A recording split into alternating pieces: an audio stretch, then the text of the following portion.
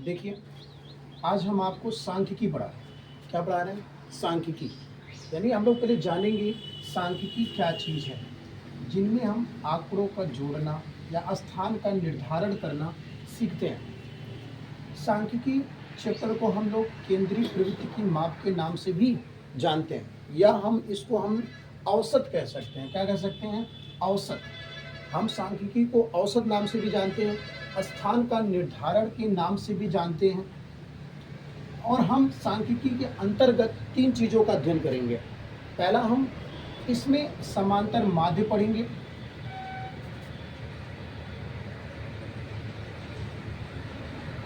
समांतर माध्य पढ़ेंगे या माध्य बोलते हैं, समांतर माध्य या माध्य बोलते हैं। दूसरा, हम लोग इसमें माध्यिका का अध्ययन करेंगे। तीसरा, हम लोग बहुलक का अध्ययन करेंगे। बहुलक का अध्ययन करेंगे, यानी हम सांख्यिकी चैप्टर के अंतर्गत 3 चीज़ों का अध्ययन करेंगे, जिसमें से समांतर माध्य, माध्यिका और बहुलक का अध्ययन करेंगे। हाई स्कूल यानी यूपी बोर्ड के पैटर्न पे समांतर माध्य और माध्यिका और बहुलक से तीनों में से कोई एक प्रश्न जरूर आता है, जो कि 5 नंबर तक के आता है। भैया, कितने नंबर तक आता है? 5 नंबर तक आता है। तो आपको इन तीनों टॉपिक में से तीनों टॉपिक को क्लियर करना है, जिनसे एग्जाम में एक प्रश्न आपका लग जाएगा। कितने नंबर का? 5 नंबर का। तो सबसे पहले हम आपका समांतर माध्य क्लियर करते हैं। क्या क्लियर करते हैं? समांतर माध्य। हम आपको पहले डिटेल से समांतर माध्य बताएंगे, फिर उसके बाद माध्यिका पढ़ाएंगे, फिर आपको बहुलक पढ़ाएंगे।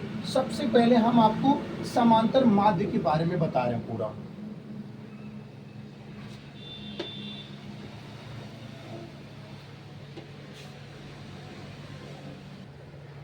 देखिए, अब हम लोग देखते हैं समांतर माध्य के बारे में।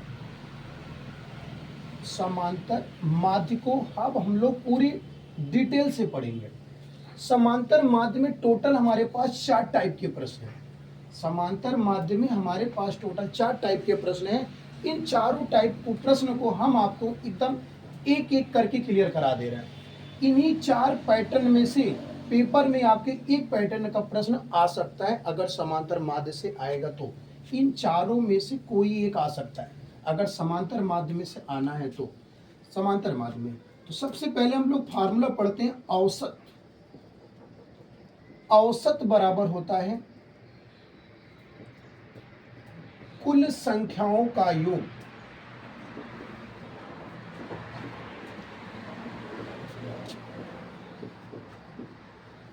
औसत बराबर होता है कुल संख्याओं का योग बटे कुल संख्या। औसत बराबर फार्मूला होता है कुल संख्याओं का योग बटा कुल संख्या। और एक फार्मूला होता है समांतर माध्य बराबर, समांतर माध्य बराबर sigma F X, sigma F X बटे sigma F, sigma F X बटे सिग्मा एफ। सिग्मा का मतलब होता है कुल संख्याओं का जोड़, सिग्मा मतलब होता है कुल संख्याओं का जोड़, एफ मतलब आपकी बारंबारता यानी आवृत्ति हो जाती है, एक्स मतलब संख्याओं, पदों की संख्या के बारे में पढ़ेंगे। अब इन्हीं दो फार्मूले पे हम एक्सरसाइज सांख्यिकी का समांतर माध्य टॉपिक क्लियर करेंगे, मात्र इन्हीं 2 फार्मूले पर। अब हम आपको एनसीईआरटी पैटर्न पर डॉक्टर मनोरे राइटर से सांख्यिकी का सवाल करा रहे हैं। आप सब पहला सवाल देखेंगे।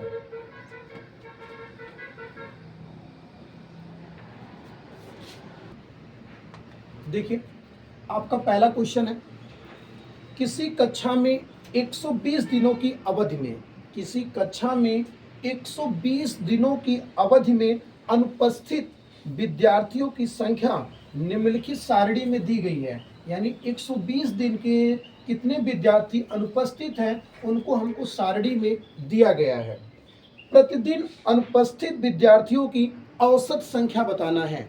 यानी जितने विद्यार्थी 120 दिन में अनुपस्थित हैं, हमको इनकी औसत संख्या बताना है।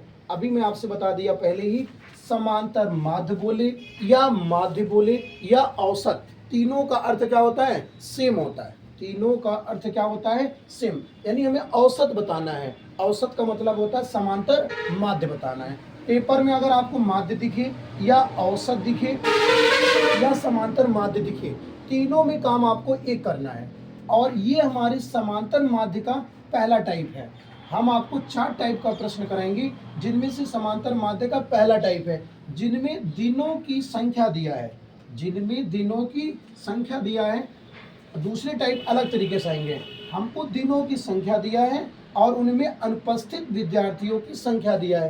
कहने का मतलब है इसमें अंतराल नहीं दिया है, सिर्फ आपको दिनों की संख्या दिया है, अनुपस्थित विद्यार्थियों की संख्या दिया है। तो हम दिनों की संख्या को x बोल लेंगे, दिनों की संख्या को क्या बोलेंगे? x। अनुपस्थित विद्यार्थियों की संख्या को क्या बोलेंगे? f। तो हमें जरूरत पड़ेगी f इंटू एक्स की, किसकी जरूरत पड़ेगी? f इंटू एक्स की। तो x का मान 2 है, इसका मान 0 है, सामने से गुणा करना आपको। 2 जीरो में 0, 3 एकम 3, 10 दूनी 20, 3 दूनी 6, 3 पचे 15, 32 का 4 में गुणा कर दीजिए आप। 4 दूनी 8, 4 तिहाई 12, 15 75 होता है, 6 चौ 24, 7 दूनी 14। गुणा करने के बाद संख्या को लिखते समय थोड़ा क्रम से ध्यान देंगे, जिससे आपको जोड़ने में थोड़ी सी भी दिक्कत नहीं आएगी भैया। अब हमें चाहिए क्या? fx को ऐड कर लो। टोटल fx को क्या करना है? ऐड करना है। तो 6 3 9, 9 8 17, 17 5 22, 22 4 26, 26 4 30, 30 के 0 हासिल लगा 3 हो गया आपका।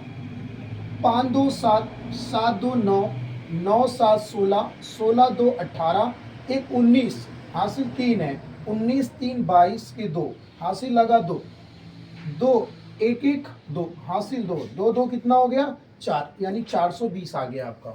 fx को ऐड करने पे 420 आ गया। अब आप f को ऐड करिए।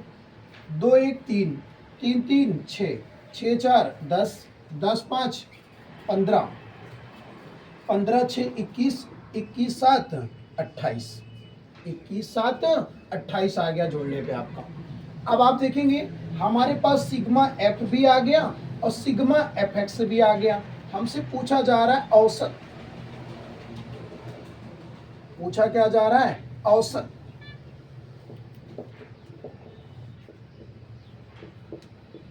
संख्याओं का औसत पूछा जा रहा है। तो संख्याओं का औसत का फार्मूला भी पीछे हमने पढ़ा है भैया, कुल संख्याओं का योग बटा कुल संख्या। और इस तरह हम भी लिख सकते हैं सिग्मा एफ एक्स बटे सिग्मा एफ बोल सकते हैं। संख्याओं का औसत बराबर सिग्मा एफ एक्स की वैल्यू है 420, सिग्मा एफ एक्स की वैल्यू है 420 बटे सिग्मा एफ की वैल्यू है 28। अब हम इनको छोटा करेंगे, तो हम सबसे पहले 7 से काट दे रहे हैं। सत्संग 42, 0 बच जाएगा, सचौक 28। अब आप 4 से काट दीजिए, 4 एकम 4, 2 बचेगा, 4 पंजे 20, यानी संख्याओं का औसत हमारा आ गया 15। संख्याओं का औसत आ गया 15। कहने का मतलब है 120 दिनों में अनुपस्थित विद्यार्थियों का जो औसत आया है वो हमारा कितना है? 15 है। अब हमसे चाहे औसत बोले या माध्य बोले या समांतर माध्य, इस टाइप का रहेगा तो हमको इसी तरह लगाना है, जिनमें अंतराल नहीं रहता है। जिनमें अंतराल नहीं रहता है ये आपका x है और इस साइड आपका f है। तुरंत आपको क्या निकालना है? fx निकालना है। इस टाइप से आप पहले टाइप के प्रश्न को क्या करेंगे? क्लियर करेंगे। अब आप इसको थोड़ा नोट करें।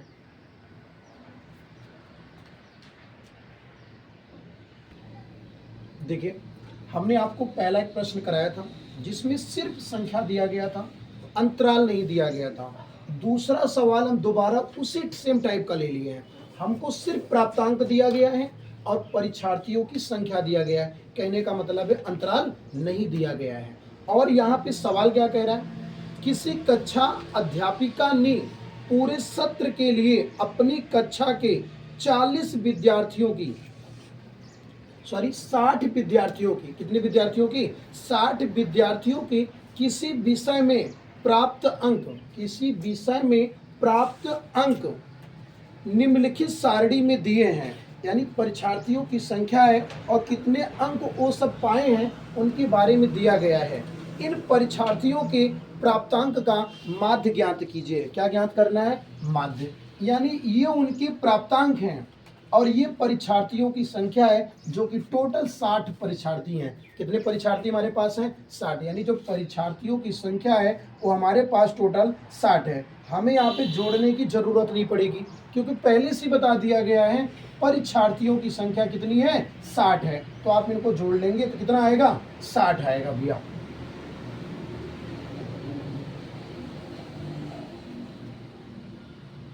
देखिए अब प्राप्तांक को हम x बोलेंगे, परीक्षार्थियों की संख्या को हम f बोलेंगे और हमें चाहिए माध्य। अभी मैंने आपसे बोला या माध्य बोला जाएगा पेपर में, या समांतर माध्य बोला जाएगा, या आपसे औसत पूछा जाएगा। सारी चीज आपकी सेम है, सारी चीज आपकी क्या है, सेम है। तो यहाँ पे हमें निकालना है fx, यहाँ पे हमें क्या निकालना है, fx पहले निकालना है भैया। तो हम लोग करेंगे गुणा, 2 एकम 2, पंक्तियां 15, सचौक 28, 13 पचे 65, 10 छंग 60, 9 साते 63, 10 चौ 40। हमने यक्स वाले मान को यफ वाले मान से गुणा करके fx निकाल लिया भैया अपना हमने। अब हमें इनका ऐड करके टोटल योग बता दो भैया। 5 2 7, 8 7 15, 5 20, 3 23, ये 3 हासिल लगा 2, 2 1 3, 6 3 9, 6 15, 6 21, 4 25, 2 27, 2 कितना हो गया, 27। यहाँ पे हमारे fx का टोटल योग आ गया 273 और परीक्षार्थियों की जो संख्या है उनका योग 60 है। आप इनको एक बार जोड़ सकते हैं भैया। 5 2 7, 7 7 14, 3 17, 17 में 7 जोड़े, 17 3 20, 4 24, 4 28,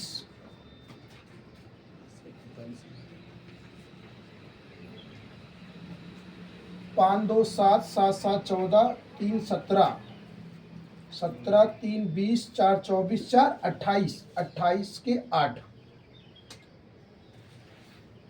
28 की 8 कहाँ से लगा 2, 1 1 2, 2 2 4, 2 2 4। कहने का मतलब है भैया 60 परीक्षार्थी टोटल है, 60 परीक्षार्थी क्या है, टोटल हैं, जिनमें से 48 विद्यार्थी का प्राप्तांक ये है। 1 नंबर पाने वालों की संख्या 2 है, 3 नंबर पाने वालों की संख्या 5 है और 4 नंबर पाने वालों की संख्या कितनी है, 7 है और 5 नंबर पाने वाले संख्या कितनी है, 13 है। इस तहत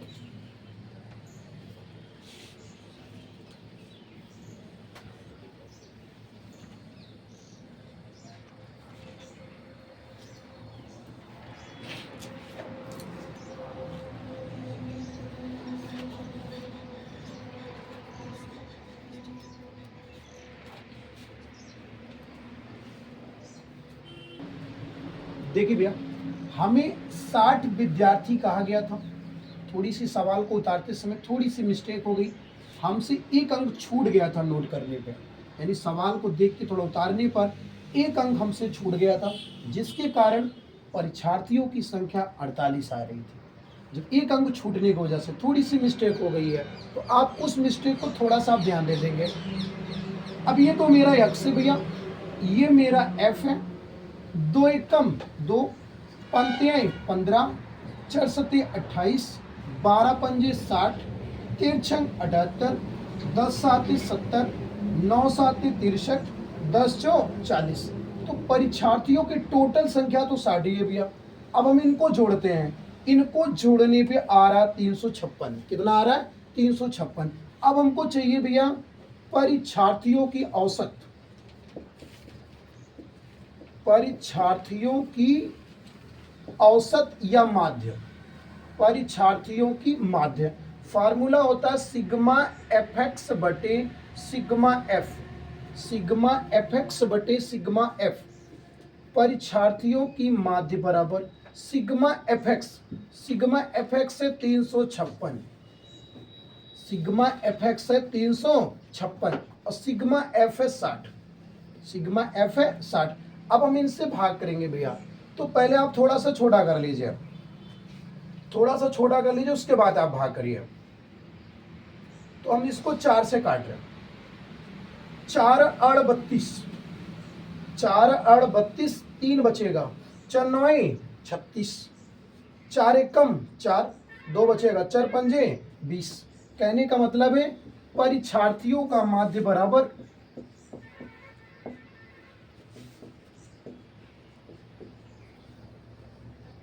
परीक्षार्थियों का माध्य बराबर ऊपर बच रहा 89 बटे 15।